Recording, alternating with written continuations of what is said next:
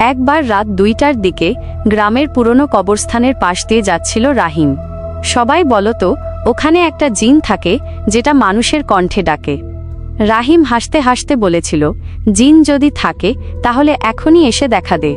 হঠাৎ ব্যাকগ্রাউন্ডে ফিসফিস আওয়াজ, হালকা কাঁপানো স্বরে, আমি তো এখানেই আছি। বাতাস থেমে গেল, চারপাশ নিস্তব্ধ। রাহিম পিছনে তাকালো, কেউ নেই, কিন্তু ওর ছায়ার পাশে আরও একটা ছায়া দাঁড়িয়ে।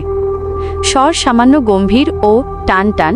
সেই ছায়াটা ধীরে ধীরে কথা বলল, তুমি আমায় ডাকলে, এখন আমি যাব না।